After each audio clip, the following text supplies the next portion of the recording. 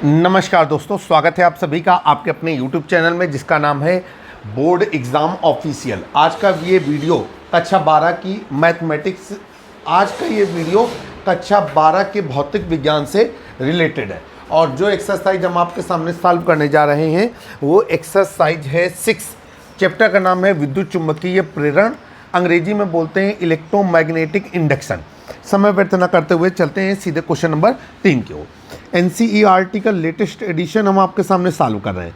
तो यहाँ पर हो गया हमारा एक्सरसाइज 6 और NCERT फिजिक्स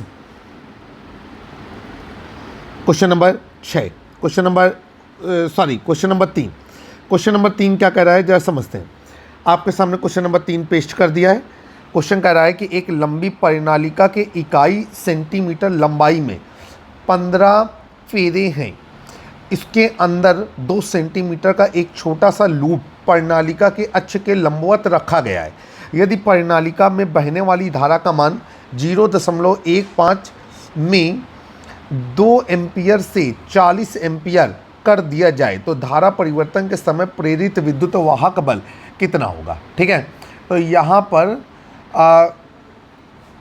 0.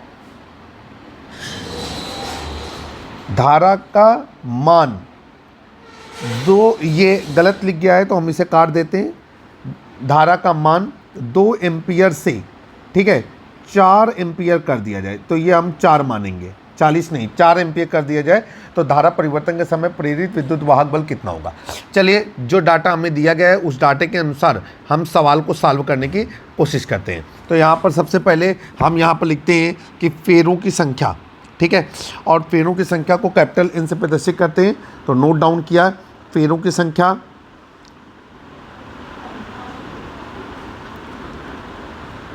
कैपिटल N बराबर कितनी हो गई हमारी 15। इसके बाद यहाँ पर आपको एक चीज़ और कहा गया है कि फेरों की संख्या में यहाँ पर कहा गया है कि 15 प्रति सेंटीमीटर, तो ये हो गया आपका प्रति सेंटीमीटर। ठीक है, अब अगर हम इसे मीटर में कन्वर्ट करना चाहें तो यहाँ पर हम लोग लिख सकते हैं क्या, 1500।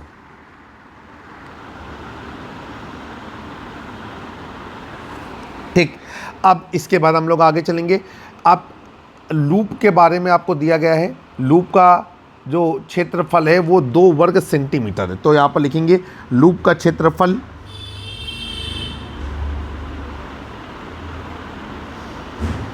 कैपिटल A बराबर 2 वर्ग सेंटीमीटर। अब हमने यहाँ पर फार्मूला लगाया कि 1 वर्ग सेंटीमीटर बराबर 10⁻⁻4 वर्ग मीटर। तो ये हो गया 2 × 10⁻⁻4 वर्ग मीटर। ठीक है, इकाइयाँ एक ही सिस्टम में होनी चाहिए। ठीक है, अब आगे हम लोग चलेंगे। यहाँ पर धारा परिवर्तन, ठीक है, धारा परिवर्तन आप अप्लाई करेंगे तो वो क्या हो जाएगा आपका, यहाँ पर लिख दिया धारा परिवर्तन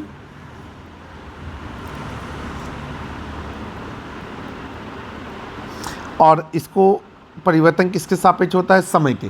तो इसको हम लोग लिख सकते हैं DI, चाहे स्मॉल आई बनाओ चाहे कैपिटल आई बनाओ, DI/dt इज इक्वल टू। अब देखिए भाई, अंतिम धारा क्या है आपकी, अंतिम धारा है I2, तो ये हो जाएगा आपका I2 - I1 अपॉन, ठीक है, और समय कितना है, समय आपसे कह रहा है कि 0.1 सेकेंड में।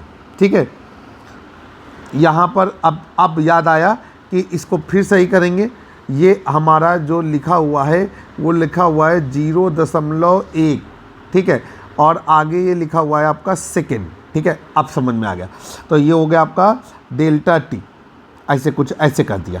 अब देखिए भाई, I2 का मान कितना है 4, I1 का मान है 2 और ΔT का मान हमारे पास कितना है, ये हमको दिया गया है 0.1। ये हमें दिया गया है 0.1। अब घटा पीट करके जब हम पूरा इसको सॉल्व करेंगे तब हमारा ये क्या निकलेगा जा करके, ज़रा इसके बारे में थोड़ा सा समझते हैं। ये हो जाएगा आपका 2/0.1 और ये कहलाएगा हमारा जा करके 20 एम्पियर प्रति सेकेंड। A/S का मतलब समझते हैं एम्पियर प्रति सेकेंड। अब फैराडे का नियम लगाएंगे। आपको पता है प्रेरित विद्युत वाहक बल को स्मॉल ई से प्रदर्शित किया जाता है। तो यहाँ पर लिखेंगे फैराडे के नियम से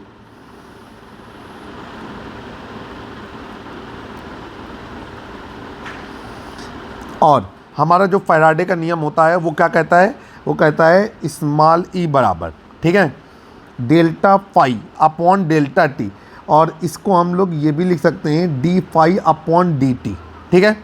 अब आपको पता है फाई का मान क्या होता है, आपका फाई बराबर होता है बी ए, ठीक है। अब ये हो गया स्मॉल ई बराबर डी अपॉन डी टी, और ये हो गया आपका बी ए, मतलब बी ए का समय के सापेक्ष अवकलन किया गया।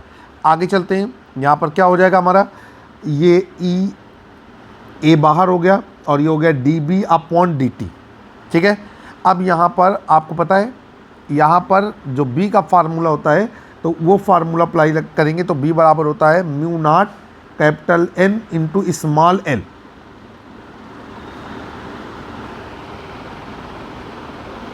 ठीक है।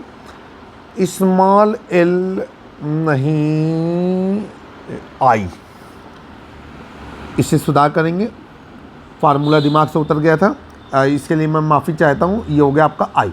अब यहाँ पर रख देंगे तो ये हो जाएगा ई बराबर ए और डी अपॉन डी टी, और ये हो गया आपका म्यू नॉट एन आई। आगे चलेंगे, ये हो जाएगा ई बराबर, ये हो जाएगा ए म्यू नॉट एन, और ये हो जाएगा D I upon D T. चलेंगे आगे। अब ये हो गया आपका आगे कि जो परिनालिका के अंदर चुंबकीय क्षेत्र होती है उसकी वैल्यू है, तो यहाँ पर चाहें तो लिख दें परिनालिका के अंदर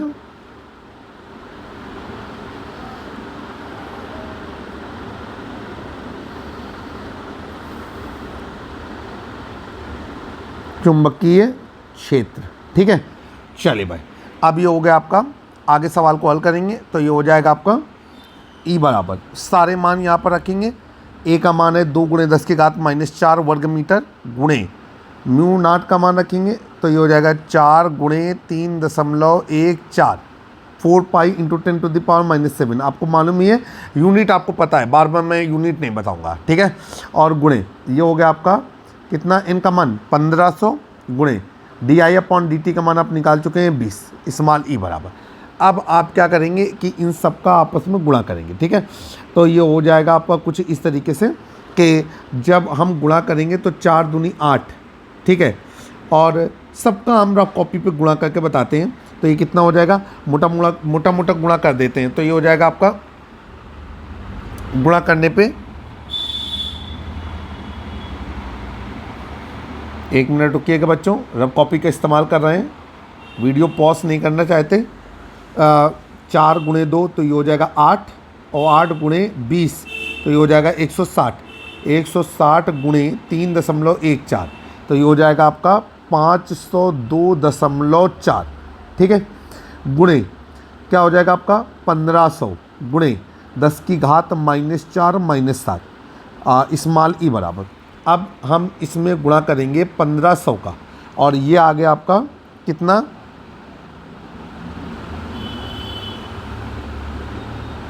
गुणे 10⁻11, ठीक।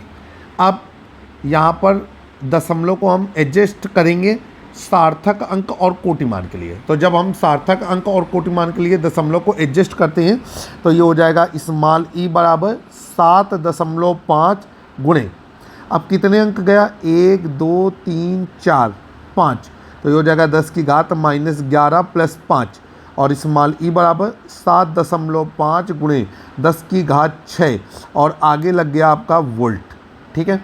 अब आंसर कर देंगे और लिख देंगे यही प्रेरित विद्युत वाहक बल का मान है।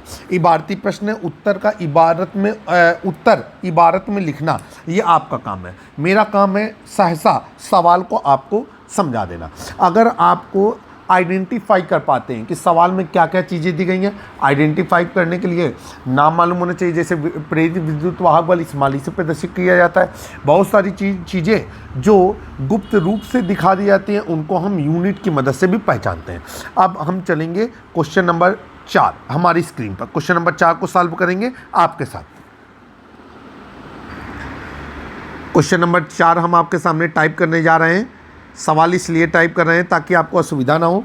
कहा जा रहा है कि एक आयताकार लूप जिसकी भुजाएं 8 सेंटीमीटर और 2 सेंटीमीटर है, एक स्थान पर थोड़ा कटा हुआ है, या लूप अपने तल के अभिलंबवत 0.3 टेस्ला के एक समान चुंबकीय क्षेत्र से बाहर की ओर निकल रहा है।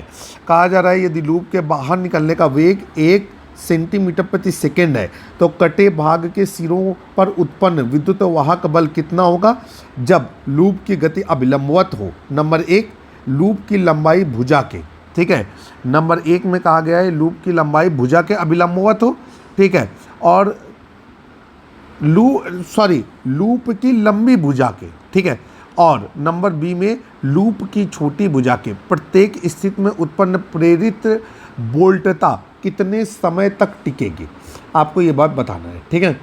तो आपको सबसे पहले पता होना चाहिए कि आयताकार लूप चुंबकीय क्षेत्र के अंदर मूवमेंट कर रहा है, ठीक है, इसलिए जो गतिक विद्युत वाहक बल का सूत्र है वही इस्तेमाल किया जाएगा, ठीक है। चलिए भाई सवाल को हल करते हैं। सबसे पहले हम लोग नोट करेंगे लूप की लंबाई और लूप की चौड़ाई। तो आ जाइए हमारे साथ सवालों को हल करेंगे। तो सवाल आपके सामने इंट्रोड्यूस है, आप ज़रूरत के हिसाब से नोट करते चलेंगे। तो लिखेंगे लूप की लंबाई, लंबाई को स्मॉल से प्रदर्शित करते हैं, ये होता है 8 सेंटीमीटर। फार्मूला लगाया 1 सेंटीमीटर बराबर 10⁻² मीटर, तो ये हो गया आपका 8 × 10⁻² और इकाई क्या लगा दिया, मीटर। अब इसके बाद लूप की चौड़ाई, ये हो जाएगा स्मॉल बी और ये हो जाएगा आपका 2 सेंटीमीटर और ये हो गया 2 × 10⁻² और इकाई क्या हो गए, मीटर। अब इसके बाद लूप का वेग दिया गया है उसको भी नोट करेंगे। तो लूप के वेग को हमने स्मॉल v मान लिया और ये हो गया 1 सेंटीमीटर प्रति सेकेंड, तो ये हो गया 0.01 मीटर प्रति सेकेंड। यहाँ पर हमने सेंटीमीटर को मीटर में कन्वर्ट कर लिया।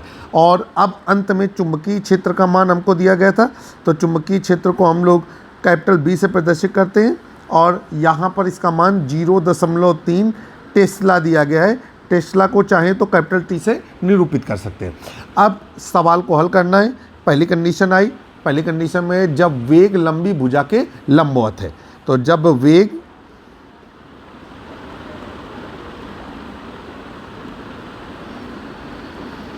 लंबी भुजा के लंबवत है, ठीक है, ऐसी स्थिति में क्या हो जाएगा, यहाँ पर हो जाएगा कि जो सवाल है उसमें जो L का मान है वो लंबी भुजा लिया जाएगा। तो ये हो जाएगा आपका 8 × 10⁻² मीटर। अब यहाँ पर लिखेंगे कि गतिमान विद्युत वाहक बल की स्थिति में, तो लिखेंगे चूंकि गतिमान विद्युत वाहक बल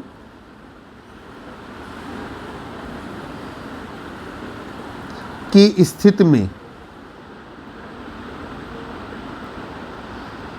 और इसकी स्थिति में क्या हो जाएगा, ये हो जाएगा स्मॉल e बराबर BLV, B का मान 0.3, L का मान 8 × 10⁻² गुणे V का मान 0, ठीक है, 0.01 गुणा करते हैं सबका, तो ये हो जाएगा 8 × 3 = 24। फाइनली आ गया 2.4 × 10⁻⁴ वोल्ट। पूरा हमने सेटअप कर दिया है। सार्थक अंक और कोटि मान बहुत ज़्यादा आपको समझाया है। अब समय का फार्मूला लगाएंगे, तो समय बराबर क्या होता है, दूरी बटे वेग, तो ये हो जाएगा समय बराबर दूरी बटे वेग, ठीक। चलिए भाई दूरी कितनी है, दूरी है छोटी भुजा की लंबाई, ठीक, तो ये हो जाएगा आपका छोटी भुजा बटे ये जो हमारा वेग है, तो वेग को नोट डाउन करेंगे। हमारी छोटी भुजा कितनी थी, 2 सेंटीमीटर, तो 2 × 10⁻² मीटर हो गई और वेग निकला हमारा 0.01 जो कि दिया गया था। अब ये और ये कैंसिल हो जाएंगे, चूँकि 0.01 का मतलब ही 10⁻⁻² होता है और ये हो गया आपका 2 सेकेंड। लेकिन जिस तरीके से हमने काटा है उस तरीके से नहीं काटिएगा, हम अपनी गलती को वापस लेते हैं, क्योंकि इस तरीके से थोड़ा अच्छा नहीं लगता। तो 0.01, तो हम इसको लिख सकते हैं 2 × 10⁻² बटे नीचे हो गया आपका 10 की घात -2, ये और ये कट गया और ये आपका आ गया 2 सेकेंड। तो यहाँ पर हमने आंसर को मेंशन कर दिया, ठीक है, ये हमारा आंसर है। अब बी पार्ट आया, तो बी पार्ट को सॉल्व करेंगे। बी पार्ट में क्या कहा जा रहा है? कहा जा रहा है जब वेग छोटी भुजा के लंबवत है, जब वेग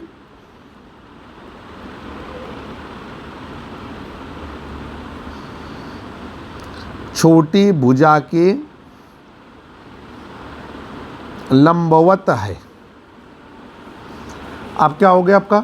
अब जो हम एल का मान यूज करेंगे वो छोटी भुजा यूज करेंगे, 2 × 10 की घात -4 मीटर, ठीक है। और लिखेंगे चूँकि स्मॉल ई बराबर BLV, बी का मान 0.3, एल का मान 2 × 10 की घात -2, ये -4 नहीं, 10 की घात -2, ठीक है, और गुणे 0.01। अब गुणा कर देंगे तो 0.6 × 10 की घात -4 और इकाई क्या आ जाएगा? वोल्ट, ठीक।